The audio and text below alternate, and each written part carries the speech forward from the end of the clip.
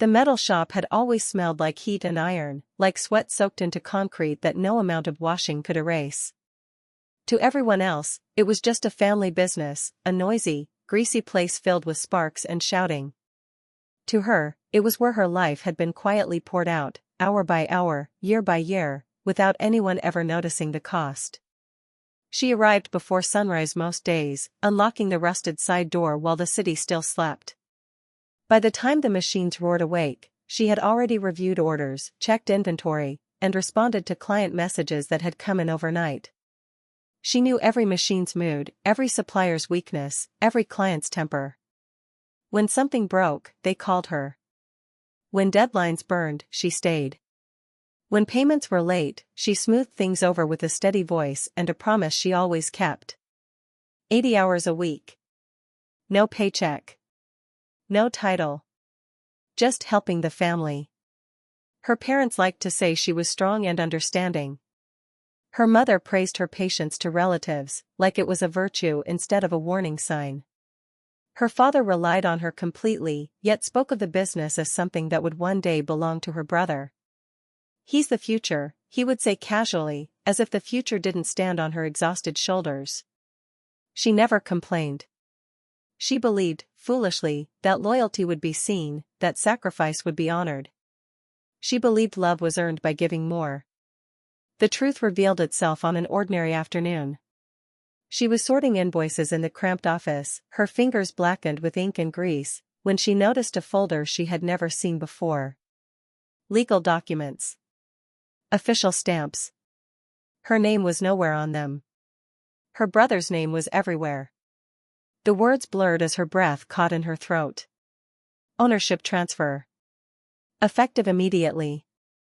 The metal shop, the place she had practically lived in, now legally belonged to him. Her hands trembled, not with anger, but with disbelief.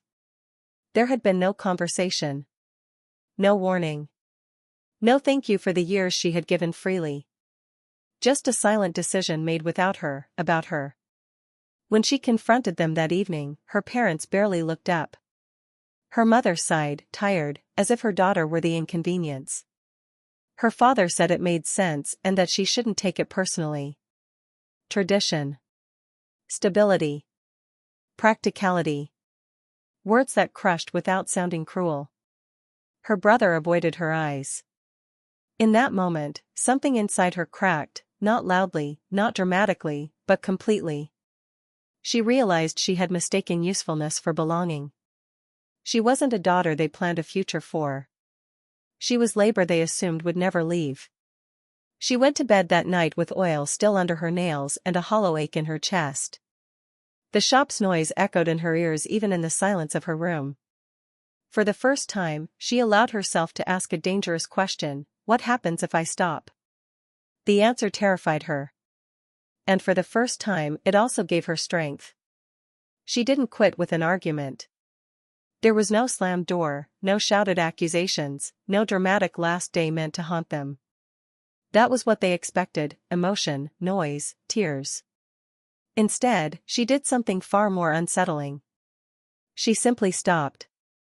The next morning, the side door stayed locked. No early inventory check.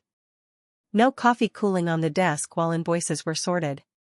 Messages from clients began to pile up unanswered.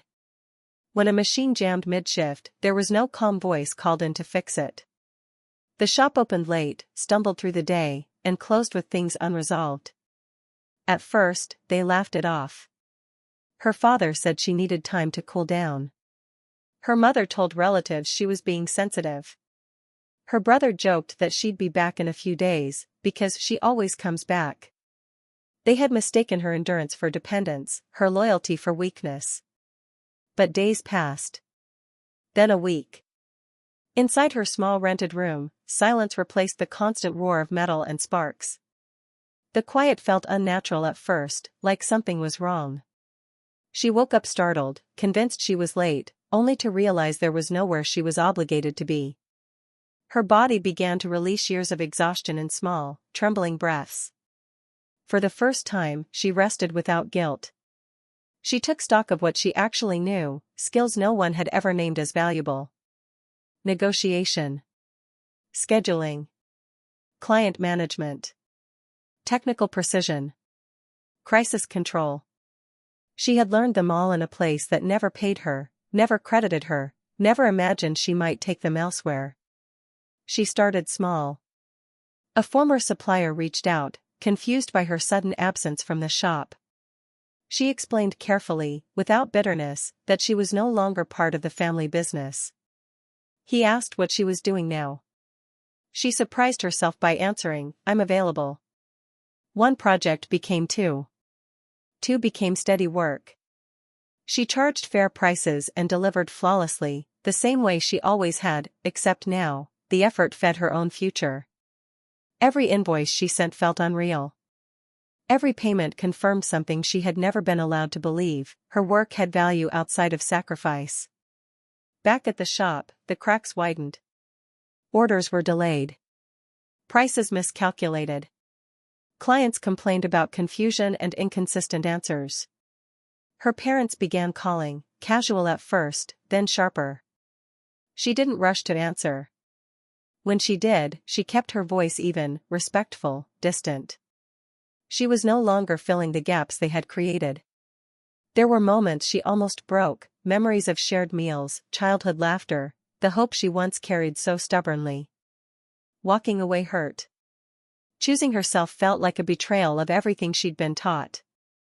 But then she remembered the folder. The signatures. The silence. She wasn't abandoning them. She was finally refusing to abandon herself. Each day without the shop strengthened her spine. She learned that dignity doesn't announce itself. It shows up quietly, in boundaries held and labor reclaimed. And somewhere between rest and resolve, she understood something irreversible. They would feel her absence long before they understood her worth. Weeks passed. The silence she had cultivated became a shield, a protective barrier around her newly rebuilt life. She was no longer the girl who arrived before sunrise, covered in soot and oil, living for everyone else's success. She had her own projects now, her own clients, her own sense of pride. And yet, she watched from a distance as the family metal shop, once so meticulously maintained by her hands, began to wobble. At first, her parents and brother dismissed small problems. A late shipment here, a misquoted price there.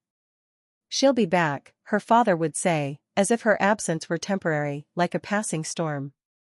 Her brother laughed at mistakes, thinking his title alone could command respect. But respect doesn't come from names on paper, it comes from trust earned, the kind she had built over years, day in and day out, without recognition.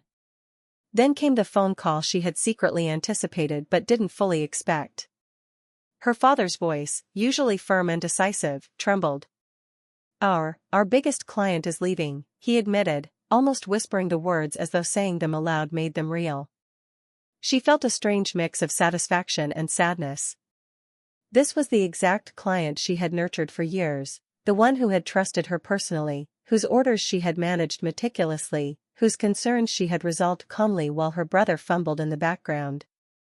It was no coincidence that without her, the foundation of their business began to crumble. Her father begged, not with anger, not with entitlement, but with desperation. Can you step in?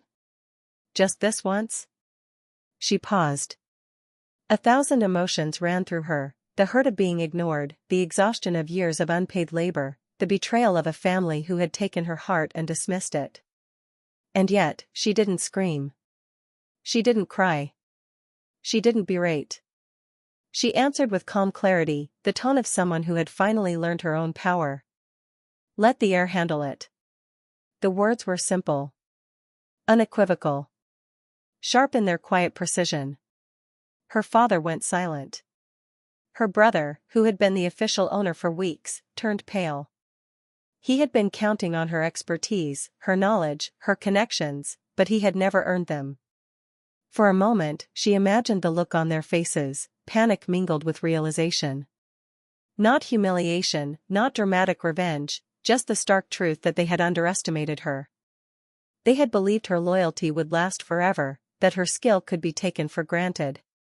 And now, they were learning the cost of that assumption. She hung up the phone and leaned back, exhaling a long breath she hadn't known she was holding. The client's loyalty had always been hers. If they stayed, it would be because of her, not because of her brother's title, not because of her father's authority. And if they left, so be it. That was the consequence of ignoring her for so long. In that quiet, she felt a strange satisfaction.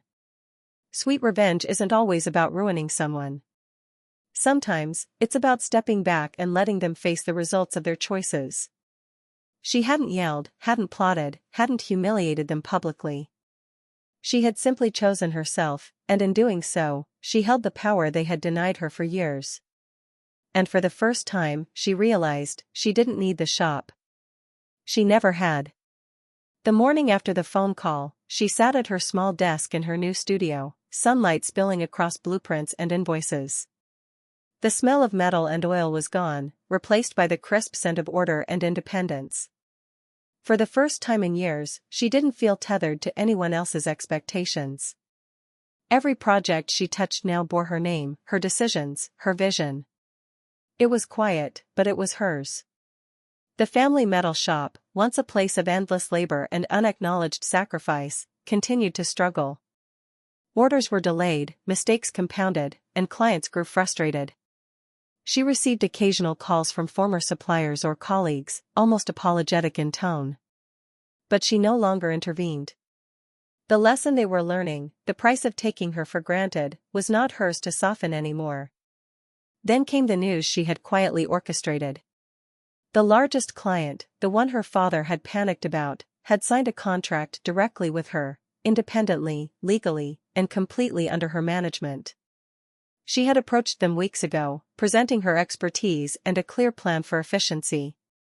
They trusted her, because she had always been the one who delivered, who solved problems before anyone realized they existed. This was her ultimate victory, the foundation they had built together, but never acknowledged her for, now became the cornerstone of her success. Her parents called occasionally, voices tight with regret, though they never admitted it outright. Her brother tried to assert authority over minor matters, only to discover that without her guidance, he had little influence over the client relationships she had nurtured. There were no dramatic confrontations, no screaming matches, no attempts at reconciliation. They had been given a choice: notice her value too late, or watch it flourish without them. They had chosen the latter. She felt no gloating satisfaction, only quiet pride. Sweet revenge doesn't need to sting. Sometimes it is a matter of walking away, building your own empire, and letting life itself teach the lesson. The years of labor, the sacrifices she had made, the sleepless nights and burnt hands, they were no longer debts to be collected. They were investments in herself, finally returned in full. In her studio, she touched the metal she worked with, shaping it into designs of precision and beauty. Every piece reflected her skill, her creativity, her patience, the very qualities her family had ignored. She realized that she was no longer defined by their choices, their favoritism, or their blindness. She had become the woman they never expected, confident, self-reliant, and unstoppable. Sometimes, she thought about returning, not to reclaim what had been hers, but to see the faces of the people who had underestimated her. She imagined the moment her father or brother recognized what they had lost, the silent acknowledgement that she had been the backbone all along. But she smiled, because it no longer mattered. That chapter was closed. She had stepped out of the shadows, and the light was hers alone. The betrayal that once felt like a knife in her heart had been transformed into fuel. And as she surveyed the thriving business she had built, clients trusting her, payments coming in, and her reputation growing daily, she understood something profound: the sweetest revenge is not ruin, but transcendence. She had left the family shop behind, but in doing so, she had found herself. She was no longer a daughter defined by duty, she was a woman defined by her own worth. And that, she realized, was more powerful than anything her family could ever take away.